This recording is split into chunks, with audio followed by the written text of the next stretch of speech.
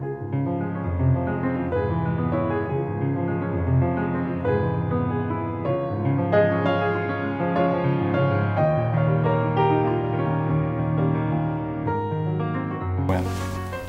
folks, I want to welcome you to another one of the CARB Hall of Fame inductees, and this is Karen Darling, and we're going to talk just a little bit about Karen Darling's career in and around racing.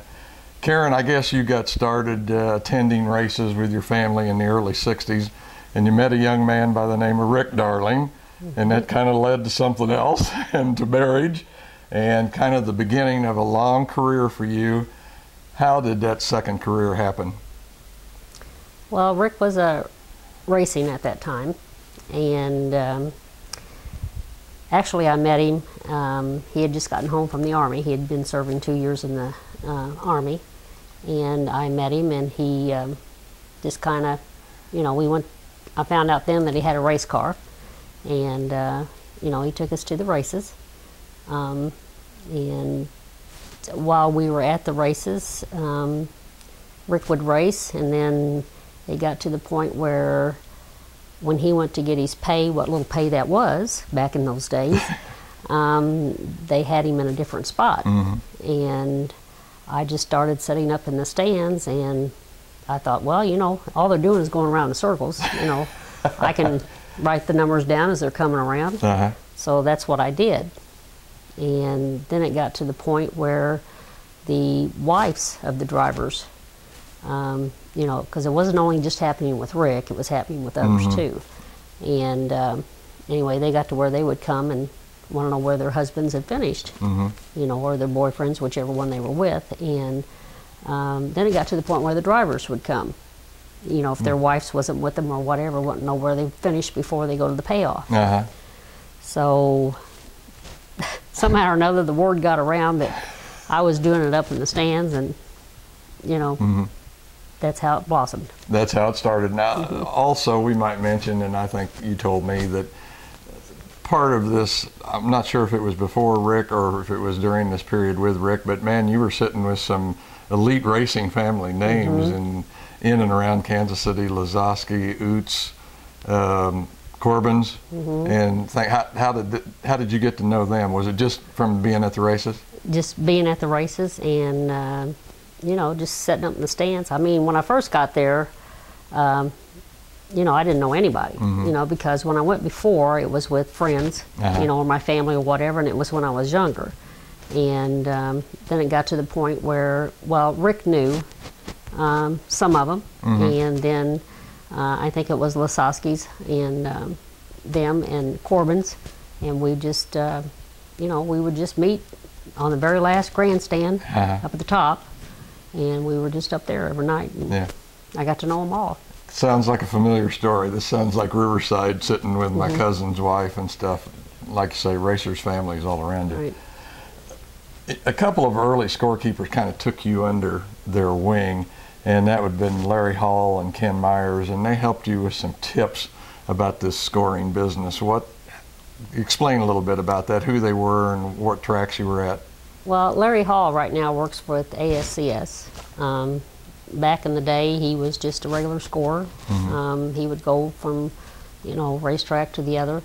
I believe he worked with Missouri Sprint Car Association with them, plus another, you know, he worked at Parkside Raceway with the, what they call twin and single, little mini sprints. And anyway, you know, I was with him. He ended up getting me a job at Parkside Raceway in Sweet Springs, scoring these cars, and I would sit there, be writing them down, and I thought, you know, these guys are lapped. You know, what do you do? And he said, well, you just put a circle around them. And then instead of keep doing circles, he said, you put a dash by them the next time. Or you can not leave it, you know, but you know they've already circled. But if they're lapped twice, then put 2 dashes. You know, and don't circle them, because it takes longer to do a circle than it does a dash. And so, you don't have much time. No, you don't have much time. Especially on a little small track like that. Right. So Larry helped me with that. Plus he helped me with, you know, some other stuff, you know. And then Ken Myers, I worked with Ken Myers whenever I started working at Jeff City at Holt Summit. Well, they call it Capital Speedway. I went up there. Ed Bloom had called me to work up there, and that was the first NASCAR track in the state of Missouri.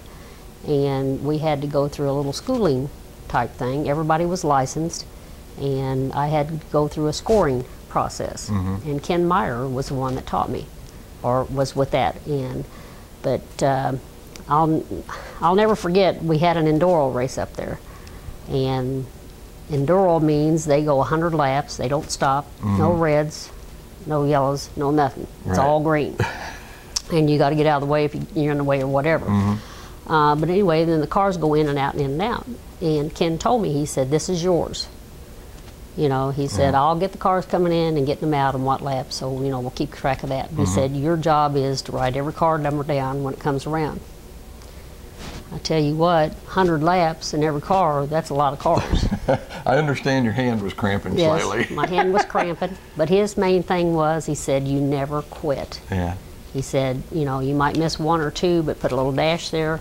You know, you'll figure out, you know, when it goes. But like on this, you know, if you missed them on one lap, you'll get them on the next. But that helped me. He said, don't ever quit. Keep writing them down. Yeah. On the school that you went to with NASCAR, was there any special requirements to that you had to absolutely learn before you could score at a NASCAR What track? it was is a videotape that they had and told you how they did their scoring. And then you took just a little test at the end of it, and then if you passed it, and then they gave you a license that said you was a certified, you know, scorer. So anyway, I passed it the very first time. So to me, it was, at that time, it was kind of easy. Not too much. But you know, they have their certain way of doing things, and back then too, you know, they also at different tracks or whatever, they had a score for each one. Like I scored at USAC race in DuQuoin, Illinois, and I scored for John Snyder. And when they'd come around, there'd be a number in a box, and that's what you'd write that number down on that box in the piece, you know, and then that showed where they was on the lap. But they also had a guy that was writing what we did every car that came around. And then at the end, then he would take our sheets, and if he had a problem, he'd know who was you know, who was ahead on that lap by, because of 15, 16, 17, whatever, you know, and if you wrote the same number, then it would go by what his was. As the official scorer at these tracks, did you ever have to do any stuff with the newspapers or whatever? Because I know back then we actually used to get results in the newspaper. Or was that the publicist that took care of that? Or were you responsible in any way for it? I mean, I gave the publicist the results. Oh, okay. They went by my finish because mine, as being the head scorer, was the official finish. Okay, all right. So, what was the most cars you ever scored in a race? And where? At Central Missouri Speedway. You know, it's a little 3/8 small track. And one night we had 33 A mods. And I asked Earl Walls, which is the owner, I said, do you want to run a B, and how many want to come out of that B or whatever? He said, what do you mean run a B? He said, just run them all. And I thought he was kidding. He wasn't. So I scored 33 cars on that 38 mile track and did it. And I'll never forget Chad Lyle. Chad Lyle come up to me and said, what were you thinking? You know, he said, 33 cars? You know, but I mean, I was surprised. The drivers did real good. And it really wasn't that bad of a deal. He said, you could do it. Earl said, you can do it. You know, don't worry about it. You can do it. Now, I think what we have to say about this too is this is unassisted. I mean, you're by yourself. Most of the time. I'm by myself at CMS. I work at Lakeside and I-35, and they would have a backup score. But, you know, it's at CMS and the other places, you know, it just depends on where I'm at and what I'm doing. And how fast the program's going. But I've always done it by myself at CMS. Did you have any kind of a system that you used for like a photo finish? Now, I think as fans, when we're sitting in the stands, we see it sometimes differently than what the official scorer does. And just recently this year at Lakeside, I had a video that I had that kind of showed a different finish than what they scored it as. But what I found out was is you have to find out where on a particular pole on the front stretch fence that they are going by. But did you have any system yourself that you used? Well, like you said, there's a certain spot on the track that is the start-finish line. Mm-hmm. Okay. I like to be right across from it or right behind it. Okay. I like to score from the infield better because, like you said, if you're a lot of times when you're on a track and you have to look down on it, and you know, I had problems with John Lee too because he took a photo finish. Okay. But you know, the thing of it is, it's not where he finishes by the photo. Yeah. It's by what I see. Where you're at. Where I'm at. And angles do play a big difference. Yes, angles do play a big difference. They really do. But anyway, what I do is I'll yell at the front stretch guy or the flagman, you know, and I'll tell them, I said, you know, they're coming out of 4, watch them. In other words, they know to watch the finish. And then I tell them who I saw, and then they'll tell me who they saw. Right. And 99.9% of the time, we're all the same. All the same. So that I figured there had to be something because there's a lot on the line, and race car drivers, particularly at that moment at the track, they're a little excited and adrenaline's flowing. a lot of the times it's not the driver himself, it's the wife or the crewman, and like you said, they're seeing it at a different angle than what we are. Right. And what I'm looking at is straight in front of me. And that's what I got to go by. Okay. So you folks know now how it's done. Well, but any score should tell you that. That's the same thing. It should be the same thing. Yeah.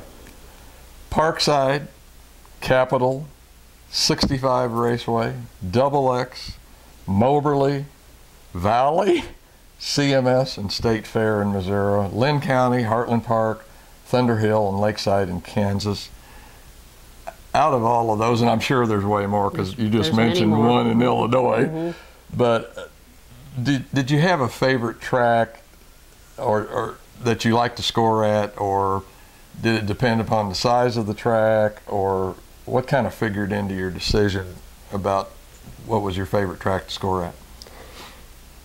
Actually, my favorite one is CMS, mainly because it is a 3/8 small track. There's action on it all the time. I mean, it's not a follow the leader type thing. There's always a good finish. Yeah, there always was good close racing. And it's just you know, and you gotta keep your eye on what's going on, or you know, you're in trouble. But I would say CMS. I've worked a lot of them. I do know that the smaller tracks are harder to score than the larger tracks. I mean, I told you that the other night, that like at Lakeside, I feel like I'm just sitting there waiting for them to come. Stick a gum in your mouth, you said? Yeah, I said I could unwrap a piece of stick gum and put that in my mouth and waiting on them. You know, but it just kind of, you know, the smaller tracks are more, what I want to say, more... keeps you on your toes. Yeah. Aggressive and gets you, you know, you have to stay focused and watch what you're doing. Yeah. Well, I know I've been up in the booth with you a couple of times at CMS, and boy, I mean, it was like tunnel vision from what I can remember, and how you could do all that at the same time. Plus, I can remember, well, like the announcers would be over next to you, and 1 lap. Heck, I didn't know what lap we were on. I don't know how you could tell that. And then it was almost immediate after the race was over. It was Lyle wins or Morant. Yep.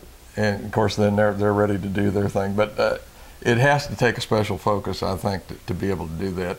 Plus, I think we were talking too, and you said that you have a thing with numbers. You even dream numbers. Yeah. I mean, I'm be sitting there and then numbers just start popping in my head. Yeah. But I'm good at math. I don't know if that has anything to do with it or not, but someone could be telling me a story about someone but can't remember the number of the car, and I can tell them right away who it is by, you know, just by what they're saying about them. It just, and like, you know, the cars, when I go to a different track, I practice scoring them during the hot laps. And the reason I do that is I want to get to know the car. as to who it is when it comes out there on the track, because sometimes there are cars that are almost identical, except they got a B or an A or a C or an X or whatever on it, but there is something different on there too, unless they're exactly alike. All right. And you have to know, I can tell whenever I see the car, you know, what number it is, and don't really have to focus on that. But anyway, it just comes natural that the numbers just pop in my head. Karen, have you ever done motorcycles or quads? Yes, sir. And to me, that's got to be really, really tough, because I tried announcing a race one time at Valley of quads, and I could not, those Can't little see the number plates, I thought, who's that leading? And I'm trying to look at the sheet. I mean, that had to be tough. Well, that's like I said, you've got to know who the... Recognize the vehicle. Recognize the vehicle. Go-karts. Yeah. Oh man, that'd Go-karts be worse, I think. Yeah, they're hard to score too. Faster and smaller numbers. Yep. Wow. And you've done that too, didn't you? Say that you'd done the kart races at the State Fair? Coliseum. Or the Coliseum, right. Did that for 6 years. Now, how many would they normally run in the feature? Do you remember? 24. Huh? 24. Oh my gosh. 24. I don't know how you did that either. Well, the only good thing about them is that, you know, I didn't score them right below me. It was like across, the start finish line was across. And, you know, you just like everybody else. But, you know, on the go-karts, drivers would wear certain uniforms. Oh, okay. You know, or certain helmets. You know, but they had to have the number where you could see it. Yeah. But still, after you scored them a while, you knew who there was. I couldn't do it, I can tell you that. And I just had my eyes fixed, and I still couldn't do it.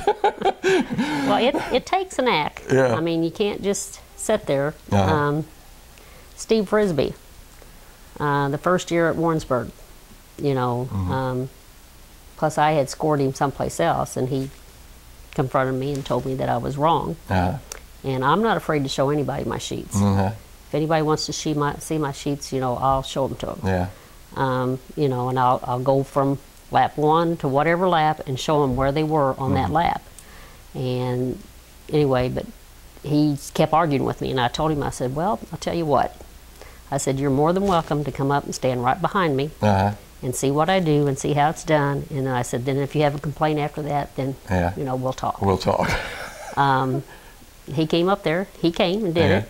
And he swore to me that he would never complain again. Because it's not that easy. It's not as easy as it looks. And he understands, you know, because I'll say to him, like, you know, like on a situation this, I said, now, Steve, do you understand why this is?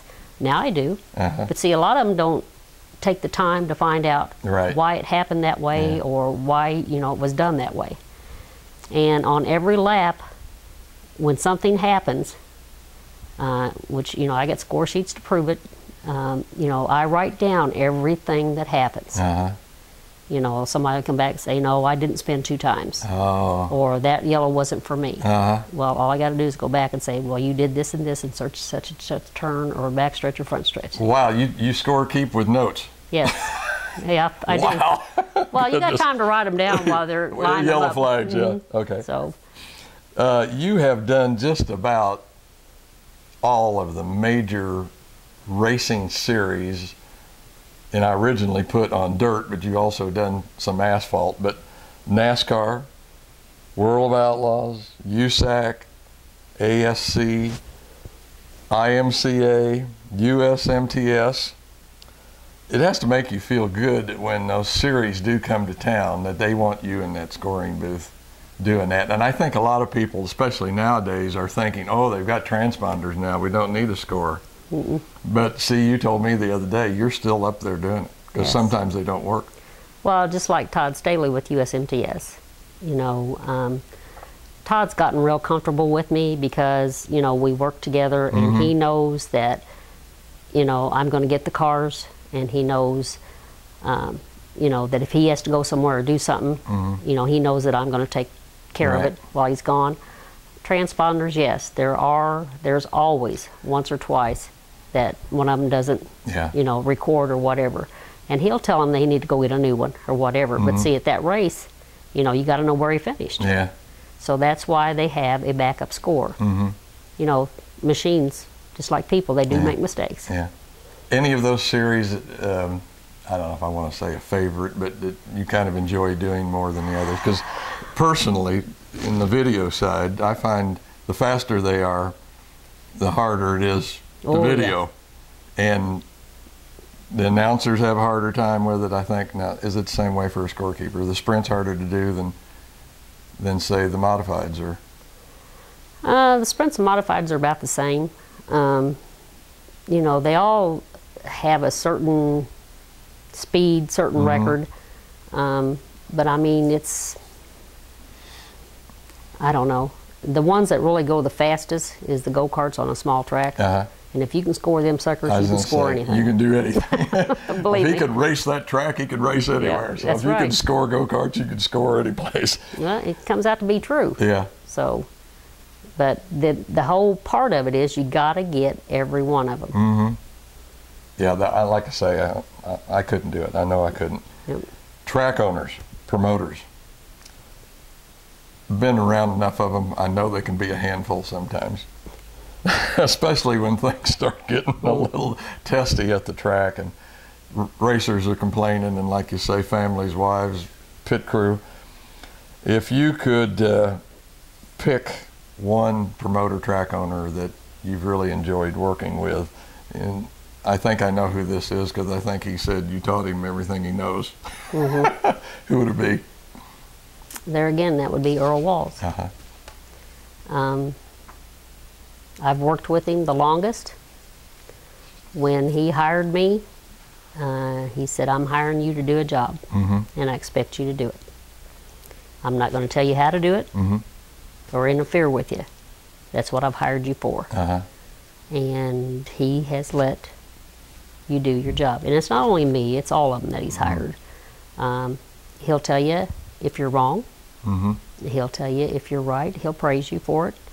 And you know, it just he's a lot of people think that he's stuck up, stubborn, you know, doesn't talk or whatever, but he doesn't want to show favoritism, and basically by not showing favoritism, he doesn't talk to anybody. And they don't see the side that we see. Right, but, the insiders. Yeah, but he is for us. I mean, and he'll tell you that if it wasn't for us, you know, that track wouldn't be open. Right. So. Yeah, I agree. I've just gotten to know Earl just about that much.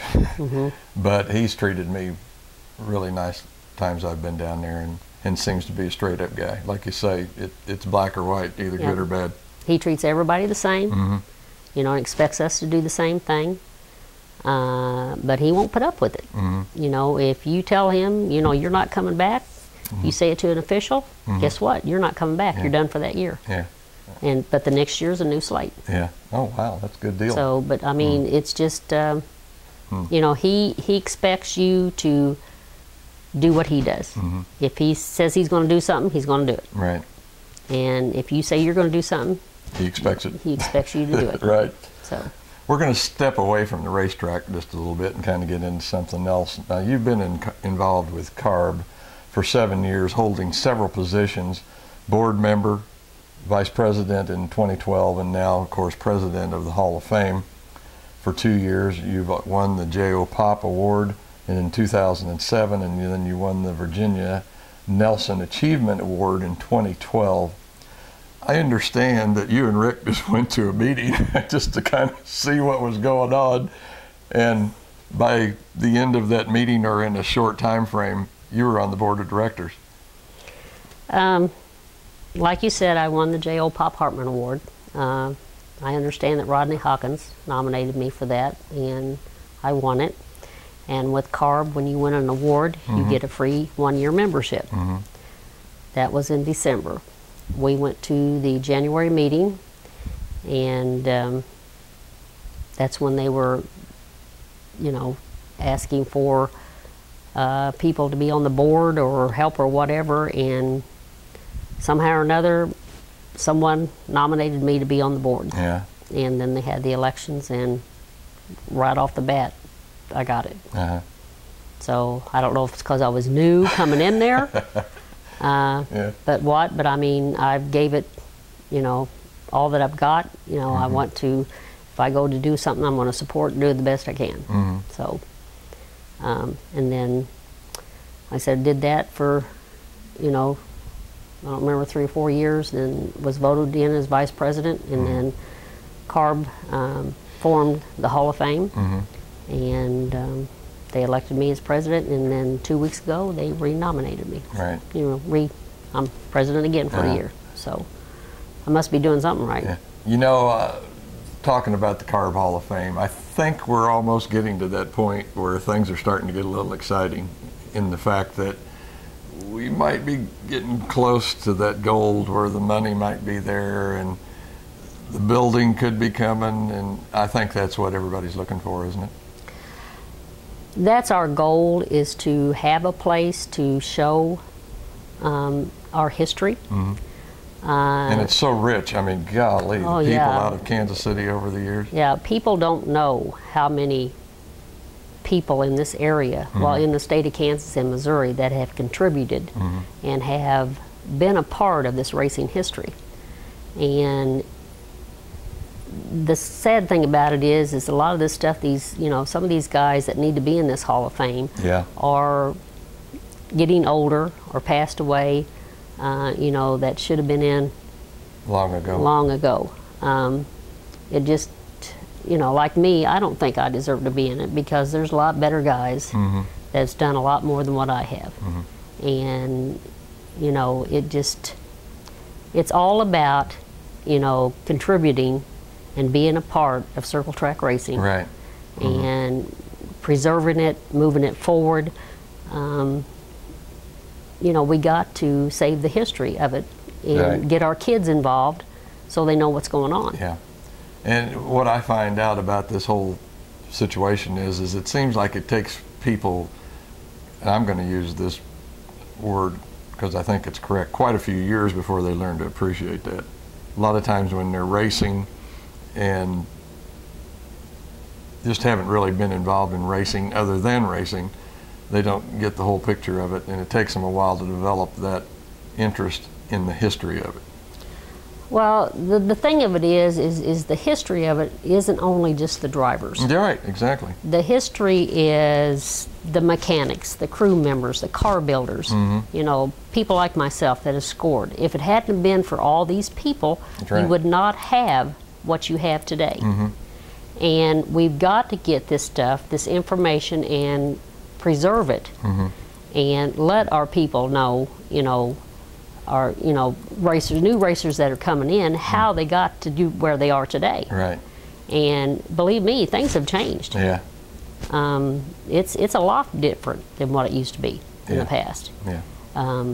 You know, I enjoy going and talking to these, you know, like I said, I've been the Hall of Fame chairman the last 3 years, and when these inductees are picked, you know, we go and do an interview, kind of like what you're doing with me, except we don't videotape, we record. But anyway, it brings back a lot of memories. Doesn't it? Yeah. You know, and I've known almost every one of these people. Yeah. You know, these guys, women, whatever, and it just brings back memories that, you know, it's a shame that, you know, we don't have more. Yeah. To give you a good example of what you're talking about, I'm doing Bobby and John Lane Monday, and I can remember them two skinny kids up there around that race car. Right. And I thought, what do these guys know about racing? And then Bobby would go out and win. Yep. And that's stands out in my mind. They're a pair. They are a pair. John has the mechanical engineering part of it, and Bobby knew how to use it. Right, right. Okay. But a lot of people don't know that. Yeah, no. And it's going to be hard to bring that out because I'm going to be doing both of them at the same time. But anyway, that's another story. Karen, what's your fondest memory in racing over the years?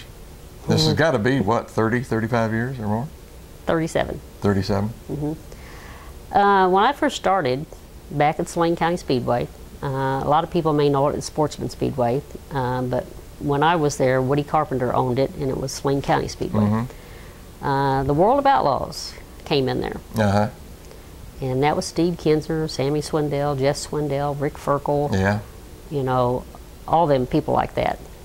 And I'd only been scoring probably for about oh, I don't know, probably a month and a half. And here these guys come. And I thought, you know, I can't do this. You know, these guys, I've seen them race, they're fast. And especially on this little track, it's going to be bad. But they were there. It came down to a battle between Steve and Sammy.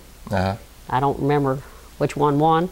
I'm sorry. I just knew it was a battle, and when it came down, I just kept thinking to myself, I hope I get the right one. And they never complained, so I guess I did the right one. You got it right. But I'll never forget that. That was my, like I said, I just started. And I mean, it just, you know, I didn't think I could ever do it. And like you say, that's probably, especially for dirt track racing, one of the biggest series that there is out there. Well, and like at Marshall's a hard track to run because no two, you know, front stretch and back stretch is not the same. Turn 1 and 2 may be dry slick, and then you get down to 3 and 4, it might be heavy. The guy driving the water truck was. Well, it's just that's the way it was. Just, you know, but you had to learn how to drive on that track, and these guys coming in there and doing that, it just blew me away. I think in the early days when we all seen that, we were all kind of taken aback by it. Where did the nickname Boss Lady come from? There again, that's from Mr. Walls.